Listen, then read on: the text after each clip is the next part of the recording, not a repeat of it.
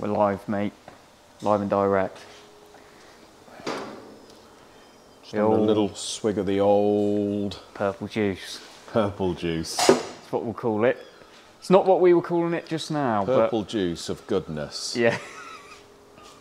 Hello everyone. Welcome back to Wednesday's video. Let's think of the day then.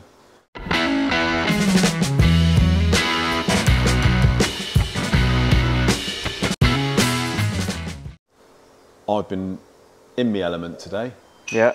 We've had a little delivery from Avon Plating in Somerset, I think. Probably. But this is all the Cosy stuff, mate, for both of these engines. So you've got all your been shiny plated. bits back. Shiny bits. Nice. So we've got a bunch of silver stuff and a bunch of gold stuff. The gold nice. is yellow zinc. Silver is clear zinc. So what we've done is we're trying to replicate the original nuts and bolts and bits and bobs. As you can imagine, quite a lot of preparation goes into this. Yeah. So you've got to blast all this. And Probably a day and a half or two's worth of blasting and cleaning. So to get a good finish with this plating, you've got to first of all blast it, because obviously a lot of this was off this engineer, which is the original one owner car. Yeah. And it was all corroded, horrible, wasn't it? Very caked.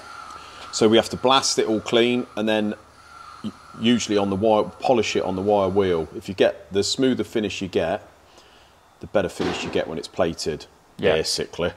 Makes sense. So, as you can see, I've managed to prep it quite well because it's all come out pretty good. Yeah. We've got the alternator here, so this is, we go as far as having the alternator reconditioned. I even get them to paint the band in the middle in this red oxide colour, which they were originally. Small details and all that. Yeah. The fan there we've had done in yellow zinc. Usually it would be silver, but it just looks tricked in it. Wow. We've had the washer, the bolt, all that done. I've painted the pulley, so see that all looks nice, doesn't it? Yeah. Still got to do that. Looks horrible. The pulleys on this, we've gone for the yellow zinc. Just looks. Sometimes I go for the silver, but other times I go for the gold. Just looks a bit funky, doesn't it? Looks good in both. You can see on this engine here, which I've been cracking on with today. Oh wow, yeah. Looks nice, doesn't it? Yeah. Really, all the little nuts and all the little bolts and washers and stuff, the original items for things like the water pump. Yeah. So yeah, really happy with that, mate. It means I can crack on with these two. These two here are the turbo oil feed pipes. Even got those plated? Even got them plated, so Nice. they take some cleaning up. These were horrible and corroded. Yeah. They're about 60 quid each from Burton, so worth doing, isn't it? Yep. And really, that saved on buying these has paid for all this plating. Yeah, yeah. So I've been cracking on with this one today. So the stage we were at this morning were the pistons were quite protruded. Right. And the reason for that is because this is the 200 block which I bought from Portugal. I actually bought two of them. Yeah. This is the one I sold to the customer. His original 205 we sold to another customer. Got a bunch of machining and parts out of that, so it's all worked quite well, really. Yeah. So this block in particular came standard bore, which was great, but it did have wire rings in the top, which we know are about 20, just over 20 thou deep.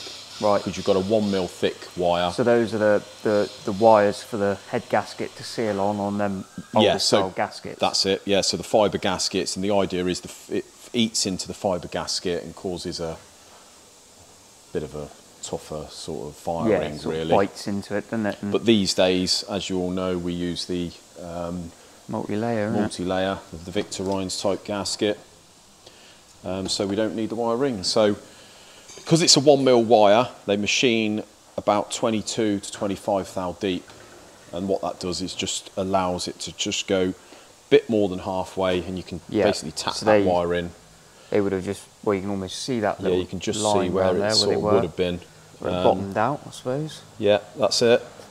And I faced that out, which left the pistons quite protruded, and I had to take 33 thou off the outside of these pistons to get our 12 thou protrusion. Yep. Which means when I normally take that much off, I then take some out of the angle there, and I also take 30 thou out of the centre. Yeah. We've got a nice thick crown thickness on these marlers, so nothing to worry about there. I wouldn't want to start taking 2 mil out of them, but 30 thou's fine. Got our pockets in there, so it's all good. Plastic gauged it all up. We've got just under 2 thou on the big ends, which is bang on. Yeah. And about 2.2 on the mains, which is ideal again. You got the sump on, you sort of... Sumps on. So how far you got to put the head on and everything, or? Got to build this one Yeah, completely, full build. mate. Yeah, so I blasted the head and done a little bit of filling on the top. You see with a bit of chemical metal. Don't want to start. The reason I've done that is because it's only tiny little. It's not even pits really. Well, a little bit like this. Yeah. The trouble is to get all that out. You'd end up welding it and Yeah, I was grinding going it to back say, forever. It's like never you said worth before, it's you sort of just go down a rabbit hole of digging it out, welding it up, digging it out, welding it up. Yeah. I wouldn't want to put that on the firing, the gasket firing area. Yeah, no, only Of on course the not, but on the outer on the edge, edges. Yeah. it'd be fine. So yeah, we've got to go through that set of guides and all the usual, and that is it really. So all these bits here, we've got bits for the distributors. Just gone that extra mile with it. These are all the springs, etc., off the throttle bodies, which I've cleaned up, painted, and what have you. So we'll reassemble those with all the new bits and bobs. We've got, obviously, these are the arms and that for the throttle bodies. Yeah. It all looks nice when it's back together. Got your fuel rails there, they look good. Fuel rails, return pipes from the turbo. Oh, yeah. All the little bits and bobs. Yeah, so a they lot look of this lovely. stuff is off this engine because he bought this in complete. Right. Original clips for the hoses. So these will be cool. the clips for like the The rubber hose on the end return. there, sort of Yeah, you've got a thing. little rubber hose that goes down to the sump from the return to the turbo. Little clips for the injectors, hold the injectors into the fuel rail. They look cool. Yeah, just nice, isn't it, mate? So I'm really looking is. forward to seeing this motor put back together. Yeah, it's going to wicked, look isn't it? really good, I think. Yeah. You have been cracking on with your first motorsport build, Yep. haven't you? Yeah, The yeah. Rover K series. About time we got on with this one. Yeah, it's been sitting around a while. So, mate, run us through. I'm going to take Yeah. the camera. You can run us through. Oh, this thing makes me nervous. Very nervous. You'll be all right, I mean, mate. we're up in the air. Up in the air, use the joystick. There he is. Right, so these liners are sort of a slide-in liner. Right. And they And- sit down at the base Yeah, of the block they there. sit down in there. And when we got them, well, obviously we faced the block. Yeah.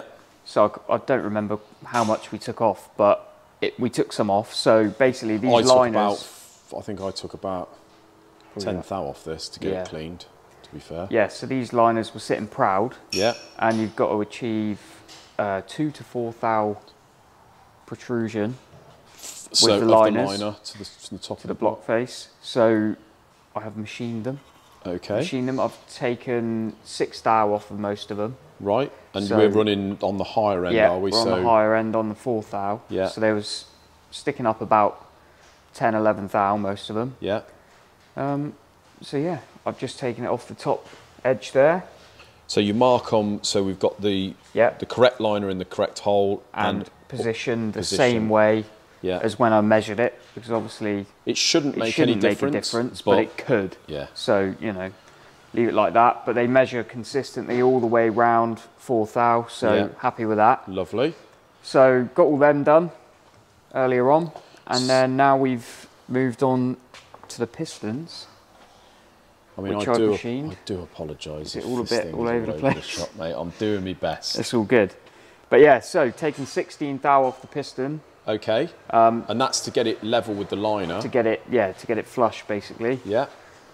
So yeah, they were sitting a bit proud as well, Okay. which is expected. So, so this basically with this Rover, there is a sequence in building it, and not just Yeah. building it, but Johnny building it and checking the. Yeah. It's not like the others where we can just literally do up the mains on the Cosies and stuff or anything. Can't do it normal. on this. There is a sequence to doing this. So Yeah. the first step is obviously doing the liners, then it's popping the crank in getting a rod and a piston down the hole and doing the piston heights. So you've got this carrier which holds the crank. Okay. But being that it's a K series, the actual mains bolts are also the head bolts. So they come through here and right up through the top of the block.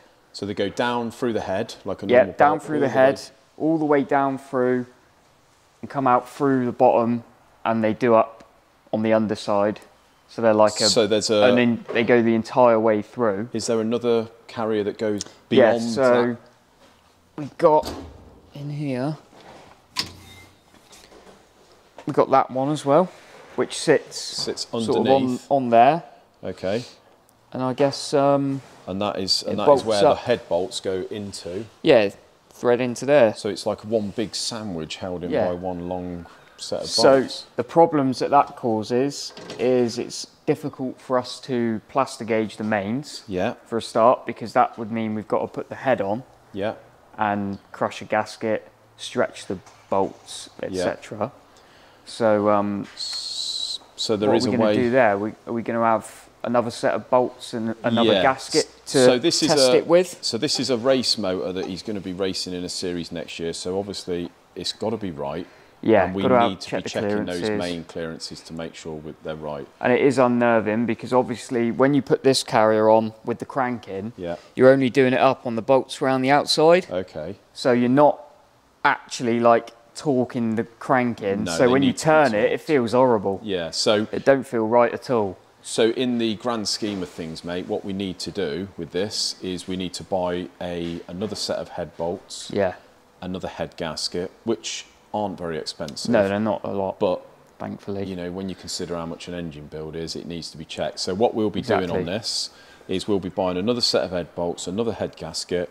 We'll be putting the crank in the block with plastic gauge on each of the mains, and we'll be plonking the head on with another head gasket and torquing the thing up as if it was built. Then undoing it all, scrapping the bolts, scrapping the head gasket, checking the mains.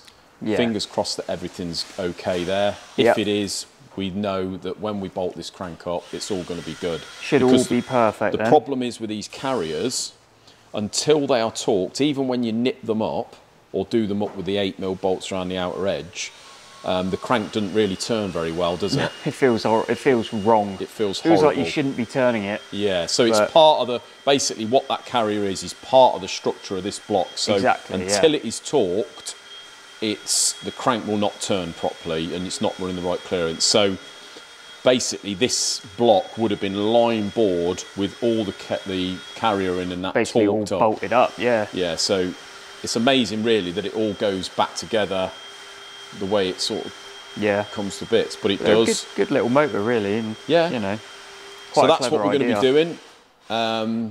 So the next stage will be crank in, and then torque that up. Sort of, we check all the clearance, and then you sort of build these all in one go, really, don't you? Yeah. So basically, when we do the dummy build, what we should probably do is put the pistons and rod with no rings in. You've checked the ring gaps, they're all good. I checked the ring gaps there. You've got about 4.7 thou per inch of bore. Perfect. Which is ideal for this sort of naturally aspirated race build. And it is perfect on the spec of the pistons. Yeah. These are an acrylite piston from QED. So we'll be putting a piston and rod down the hole without the rings. Yeah. Loosely done up on the crank. Then when the thing is all together, we can plaster gauge the big ends as well. Yeah, and the other thing we need to do, like you said earlier, is take a valve spring off on the inlet and exhaust, stick a piston in the hole, sort of rest the head on and drop the valve down, see how far it travels. That's right, Just you're getting that valve to piston clearance. Which should be alright, because those pistons have got, even with the 16 thou off, they've got fair meaty. Yeah, we should have cutouts, so we should have more than enough. We've got Newman uprated cams there. Yeah. So what we'll do is have a look at the spec on the Newman site and see basically what valve to piston clearance they recommend. Yep. But I would have thought with those nice deep pockets, we're going to have more than enough, but it's got to be checked. Yeah, I think I think it should. So be right, plenty of stages to go with this, mate. But it's it's a bit of a different one, isn't it? Really. Yeah, it's a good learning curve, isn't it, for you? Yeah, be interesting. Ideal, yeah, I'm excited, and hopefully all those clearances are right the first time. Yeah, that would be very nice if they are. Yeah, and it'll be interesting to see. They do make good power, these things. Yeah. We're converting this to non-VVC as well, aren't we? Yeah, we've got a kit there. It's like a blanking kit. So to get rid of the VVC, so it'll all be out and out. Haven't had to. It's been ported, this head, but we haven't had to put the bigger valves in because obviously the VVC come with bigger exhausts anyway. So we've opened the throats out and sort of utilised the size of the head of the valve that we've got. Yeah. So vernier pulleys as well. Vernier pulleys, yeah. Yeah. Should all good. Be interesting. Exciting, mate. It's nice. It's nice that we're cracking on this week. Yeah. As I say, that Cosworth over there should be done pretty much the end of next week. So in the next couple of weeks or so, we should be well on the way. Yeah. On to Kevin's soon as well. See what we can find in there. Hopefully no disasters. Yeah. Well, guys, that is it, unfortunately, for another video. On the next video, we have had a little visit today from one of our subscribers, Ken Newton. Now, Ken is a lovely guy, and the engine, we did an engine for him quite a while ago, which he's been having trouble with ever since, and we've got the engine back. Now, Ken did pop in today to drop the engine down, bought us a bag of donuts, which unfortunately I cannot eat because my body is a Shirley, but thanks anyway, Ken. But yeah, as I say, lovely guy, but on Friday's video I'm going to be running you through what the problem potentially could be with that engine. See what you think. But until then, guys, have a lovely evening. We will see you Friday. Cheers.